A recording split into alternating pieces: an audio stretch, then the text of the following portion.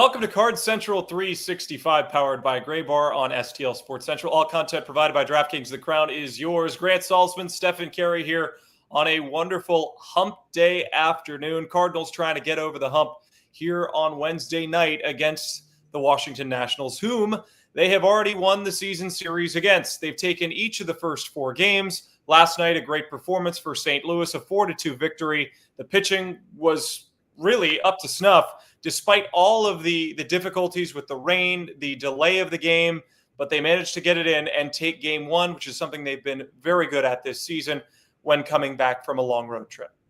Yeah, it was really big. It was just one of those kind of grinded out games. It's something that good teams do against bad teams. They didn't play, I don't want to say they played bad, but there wasn't anything exceptional about the performance. The pitching was pretty good, but you just found a way to grind out some runs, couple long balls, and that was the difference in the game. And, you go down 2-0 again. They find a way to come back. Delayed game, late start time, still find a way to win. That's a big one to kind of get this momentum rolling into the All-Star break. Yeah, and to add to that point, the Cardinals picked up a game on the Cubs, who lost yesterday to the Twins in dominant fashion. The Twins beat the Cubs, in fact. And we've seen that when the Cubs have gone to Minnesota or have played the Twins, there's always seems to be that one game in the series where Minnesota takes advantage. So hopefully that is a sign of what's to come this week. Again, this is a huge homestand for the Cardinals, taking game one against the Nationals. He gets Sonny Gray through 5 innings. He's very aware of his limitations. After 5, he said, I'm done. I've got nothing left. Turned it over to the bullpen that struggled a little bit. They bent but did not break. And I think that's something that we all needed to see. Yes, the Cardinals did not score as many runs as you would like. Yes, the game was a little bit closer than maybe it should have been at times, but they did enough to win, and give them credit that they have beaten the Washington Nationals more often than not recently. You take a look at how things have panned out for St. Louis. They've won the season series 4 years in a row against the Nationals, and in 6 of the last 7 seasons, they have been dominant against the team from our nation's capital. Yeah, and to your point with the bullpen is anytime Sonny Gray leads, that's his job, is to leave the game with the lead. And that's what he did. It was 3-2, and they tacked on another in the 6th. Yeah, Matt's ran into some trouble, but every single guy, you went 4 innings scoreless out of that bullpen. Maton, Romero, and Helsley, everyone did their job. It got a little sketchy there at the end, but you can't complain out of 4 scoreless from the pen at all. Well, and they certainly got after Jake Irvin early in this game. I remember looking up after the 4th inning, and he was above 70 pitches. A bit surprising to see the Cardinals go to their bullpen first, but they were comfortable with doing that as long as they could get the win in game 1. Now you turn focus to game number 2. Palante, of course, will face off against Mackenzie Gore, who is the ace of the rotation for the Nationals. But Gore has had his struggles against the Cardinals. Now, I want to go back to yesterday's game and why it's so impactful. You want to see this team taking 4 of the next 6 at the very least, or yes, 4 of the 6 to close out the first half of the season. You can't really do that when you lose the first game. You can, but it's far more difficult. You take game 2 here, the odds skyrocket, especially considering what happened to the Atlanta Braves last night in Sacramento, getting their bell rung by the Athletics, and a team that has to go into the bullpen in the 2nd inning of the first game of a long road trip. That's not great for Atlanta. Cardinals are in prime position to strike here in game 2. Yeah, and 2, I think what you mentioned with the 4-2 is Cubs have 2 more games against the Twins, and the Twins played well against the Cubs. And then, if I'm not mistaken, they go they have a stand against the Yankees as well to close out the first half. This is a chance to pounce. You're only 5.5 back. I've said all season long, really in the last month, if you can enter the All-Star break within 5 games of the Cubs, you've treaded water, which is the goal. Keep your head above water. Don't sink entering the All-Star break. And that's what they're doing right now. And if they go 4-2 in this stretch, counting the win yesterday, they're going to be in pretty good shape. I think that probably will be enough to have you within a game of that last wild card spot too. So I can't complain about that at all.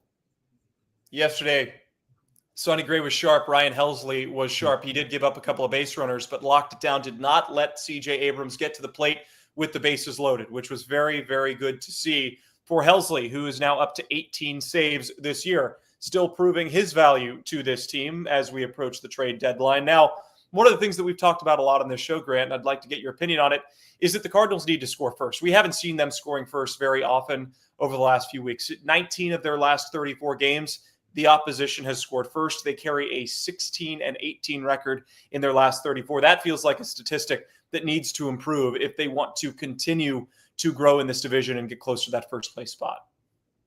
Yeah, I think too, a lot of times what it feels like happens, it's okay, if it's 1 or 2 runs, the Cardinals, you feel comfortable with them coming back. But sometimes, especially recently, we've seen just, you think of the Fetty or Michaelis starts, just it's 8-0. And then, yeah, people are upset, oh, you got shut out or you scored 1 run. Well, when it's 8-0 in the third, it's really hard to rally the troops to let's go take some real competitive at-bats and grind it out. You're kind of going through the motions. I think especially against a guy like Mackenzie Gore today, he's young, he's their ace, believe he's an all-star as well. Pouncing first I would say you're probably outmatched in the pitching department today. I think Palante has been very good, but Mackenzie Gore's kind of that step above. Striking first would be huge. Get that first 2-3 innings because it makes your pitcher as well feel a little more confident when he's pitching with the lead. And we'll cover our starting pitching matchup here in just a moment. Mackenzie Gore did not have his best start against the Cardinals, has not had good numbers in his career against St. Louis. Andre Palante, on the other hand, has been great against the Nationals. So that's something that we'll certainly have to touch on here in a moment. But yesterday, again, Nationals score 2 runs in the third inning, and St. Louis comes to the bottom half of the third and scores 3. I mean, that is exactly what this team is made of. They are Teflon. They're tenacious. They've found a way to really motivate themselves, even in games where you feel like, okay, we've been here for hours waiting to play ball. Credit to them to get that win. And now 5-2 following a road trip coming into that first game of a series at home this season. That's really good to get that momentum started. Yeah, and I want to give you an analogy here, Stefan. So, in golf, the really good golfers, I think of Scotty Scheffler. He has this bounce back rate, they call it. Once he bogeys, he leads golf in birdieing the next hole, bouncing back after a bogey. It feels like the Cardinals are very good at bouncing back. They give up a run or 2 early, they go down. It feels like they're always striking back within that inning or the next one. That's what good teams do. They find ways to just claw back. But to our point, they need to find a way to maybe not have to bounce back so much. Well, you're lucky that you had Sonny Gray in there to keep it locked down. 4 scoreless innings out of the 5. He did give up 2 runs, and you'll take that any day of the week in this era of baseball. 5 innings, 2 runs allowed, turned over to the bullpen. You're good with that. And they haven't gotten starts like that of late from the lower half of their rotation. So good job on Sonny to keep the game close enough for the Cardinals to steal it from the Nationals. Now, quick reminder that this show is powered by Graybar, your distributor for electrical and datacom needs. He's Grant Salzman. I'm Stephen Carey. This is Card Central 365. And with the offense, a couple of unlikely home run hitters. I know that Lars Nootbaar leads the club in home runs, but he's had his struggles. That was very much addressed yesterday. And we've had all sorts of discourse, whether it's on social media, whether it's on this show, whether it's Brendan Schaefer issuing an official statement on the conversation from Joe Roderick and Matt Rocchio. I think it was just a reverse jinx. I think it was a reverse jinx and that Joe knew what he was doing. I think that he didn't believe that Lars Nootbaar needs to be out of this lineup. No. He wanted to get Lars Nootbaar going. And lo and behold, he hits the ever-important run of insurance late in the game yesterday that made it a 4-2 ball game, which, of course, was the final score. And it's the best type of home run at Busch Stadium, where it's like it's a home run, but sometimes opposing players, when it hits off those advertising boards, aren't quite sure, and they kind of play it anyway. I always love when that happens, where it just sneaks out and hits off the ad boards. But, yeah, Joe Roderick knew exactly what he was doing. He wanted to fire up Nootbaar. He knew he was watching.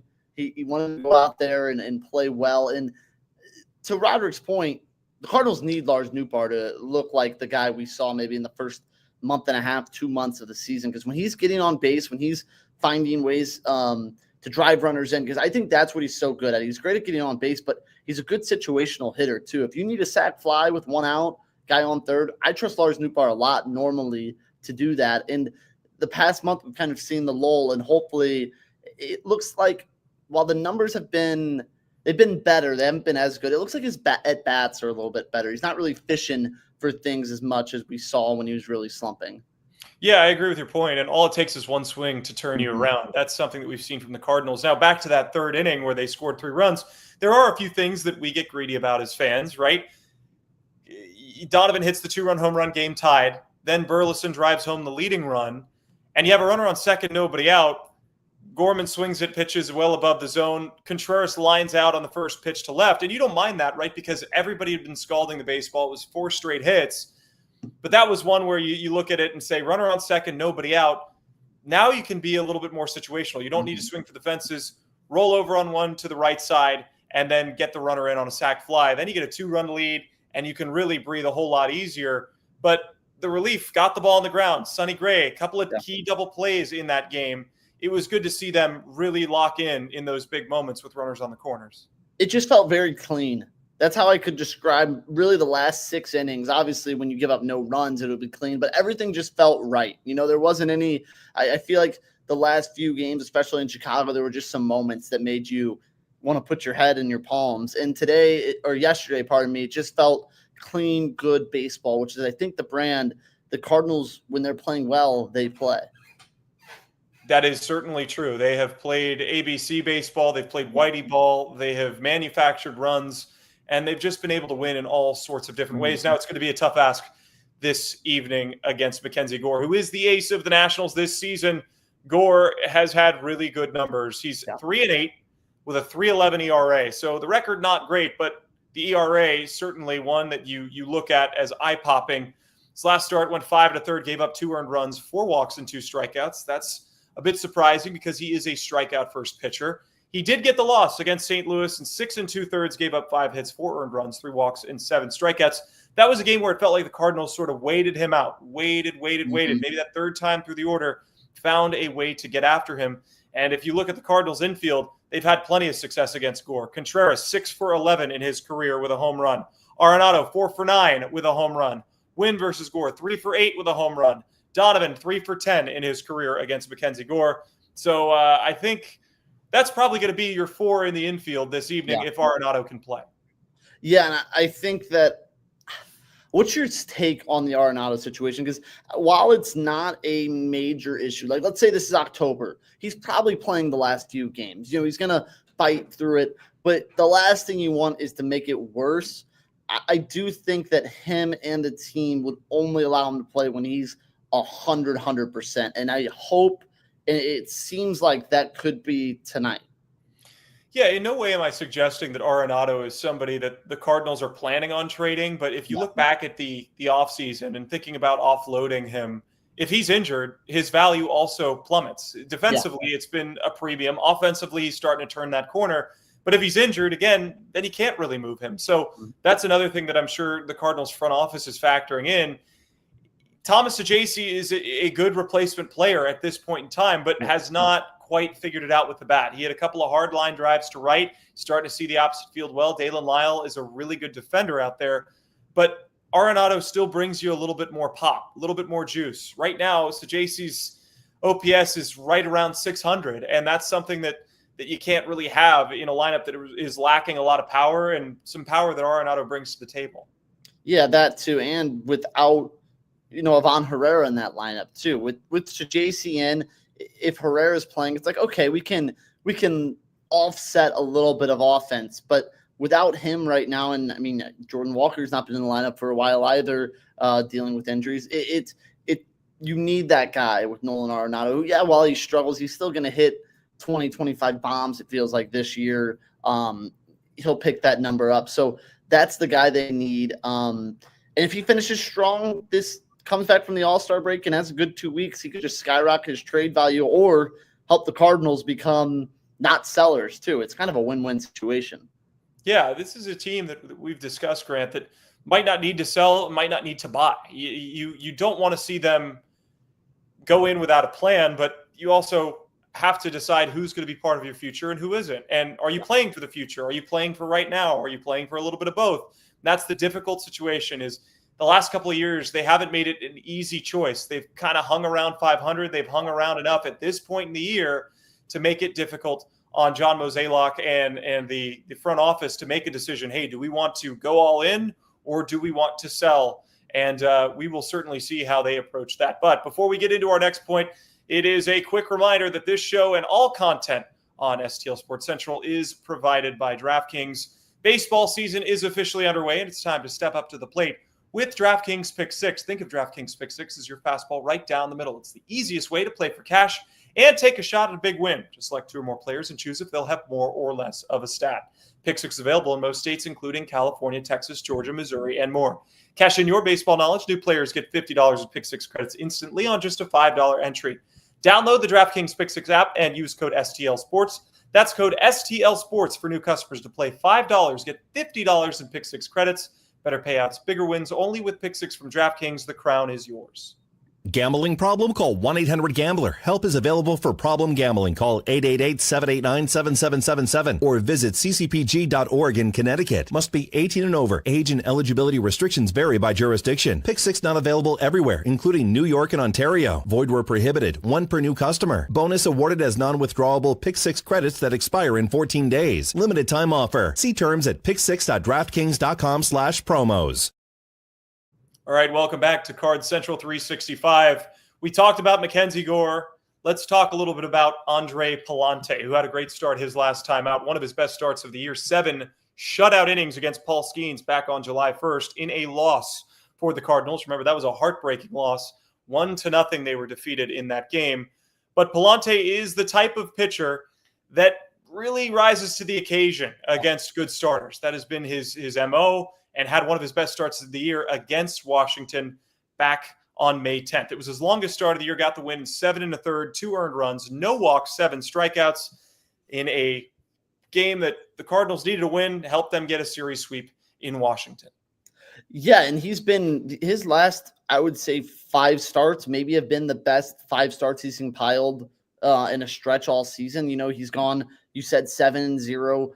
5 and 2 earned runs against the Cubs, 6 and no earned runs against the Reds. He went 4 1/3 and gave up 3 earned runs against the Brewers, with some errors involved there, kind of stretched out his pitch count. They got the win still. And then versus Toronto, he went 6 innings, giving up 2 earned runs as well. So you can't really complain about his last 5 starts. If he gives you anything like that, I think the Cardinals be feeling pretty good today. And as you said, rose to the occasion against Skeens. Feels like he's going to rise again today.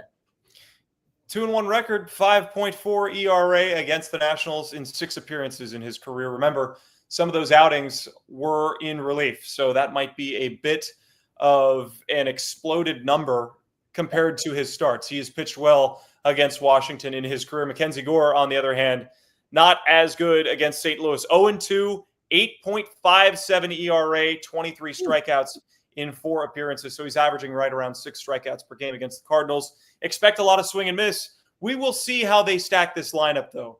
They don't have a ton of right-handed options right now with Walker, Herrera, and Arenado being out. They might just have to keep rolling with the lefties. Yeah, and it feels like the Cardinals, I mean, if you take out Nolan Gorman, a lot of the lefties, I feel like you can still trust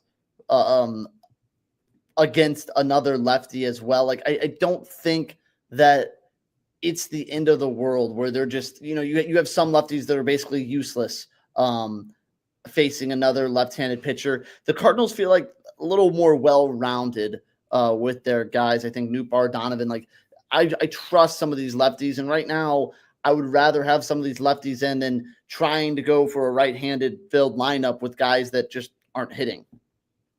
Yeah, and they do want to get regular playing time for guys like Sajaci, and I'm sure Fermin needs at-bats.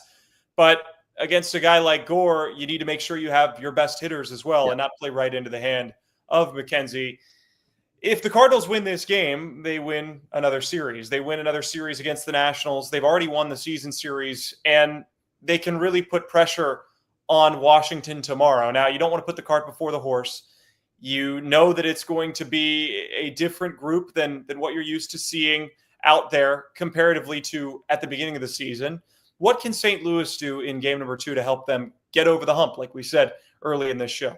This just feels like another grinded out game. And I know I've used that cliche already once, but it doesn't feel like you're going to win this game 8-0 or 8-1. Like, you're going to have to take advantages of the chances when they come, kind of like when they played the Pirates last week and they lost 1-0 in extra innings. The Cardinals had countless chances there and they couldn't drive runners. And you're going to get your chances against Mackenzie Gore. He's very good. You can't let him off the hook. That's how I think you get over the hump here today is you're not going to have a ton, but when you do, you got to take advantage of them. And you're going to have to pitch well again. You're just going to have to do all the little things right because it feels, while the Nationals are bad, I mean, their record is not very good, it still just feels like a series, feels like a game where things are just kind of slow. You just kind of got to find a way to churn out 3 or 4 runs, and that could be the difference. Yeah, and that top of the order is vicious to try and get through. You look at C.J. Abrams, you look at James Wood. I know they're both young guys, but they're threatening hitters offensively. They certainly will put some fear into you. The rest of the lineup, there are guys that will fit in. I think Brady House will have potential to be a really good player. Lyle on a 14-game hitting streak is one of those guys. But this is a game where the Cardinals can take care of business. If they can hit, they can take care of business. If they don't make mistake pitches up in the zone, you can give up a solo home run or two. But you don't want to allow them with the bases juice. You don't want to allow them with too much traffic. And we will see if Andre Palante can continue to do great work against the Nationals like he did earlier this year. Yeah, you're the better team. I think that's what it comes down to. You're the better team. Don't let bad teams get off the hook. I know it sounds silly, but like when you got to play well, like bad teams beat you when you play poorly. Like if you just play an above average game, like kind of like what they did yesterday, they just played fine and you'll win this game. I think if you're the Cardinals, you're going to be licking your chops if you can win game number 2. Looking at what happened to Atlanta last night, Didier Fuentes gave up a boatload of runs, including an inside-the-park home run to Lawrence Butler, a grand slam to Nick Kurtz, Brent Rooker homered, Max Muncy homered. This is a team that is just totally lost right now and spiraling, looking for a break, looking for the All-Star break, which will be played in Atlanta. So if the Cardinals can win this game, then I think they have a good chance of taking at least 2 out of 3 from the Braves. Only time will tell what happens here, Grant, but any final thoughts before we send this one off? Yeah, I think this is a big one because then it sets up for what you said is the sweep and maybe you carry a little more momentum and just this feels like it could just be that pivotal point for these next 4 games to really carry a lot of momentum in because then maybe less pressure tomorrow as well. Because if you lose this game, tomorrow's kind of a must win. It was good to lose sleep because of the weather, not because of the results of the game last night. The Cardinals hoping for sunny skies and even more beautiful results in game number 2. Grant, thank you so much for joining us here on Card Central 365, powered by Graybar. All content on STL Sports Central is presented by DraftKings. The crown is yours. I'm Stephen Carey, and we're signing off. Cardinals versus Nationals, 6:45 Central. It's Mackenzie Gore versus Andre Palante as the Cardinals look to win the series.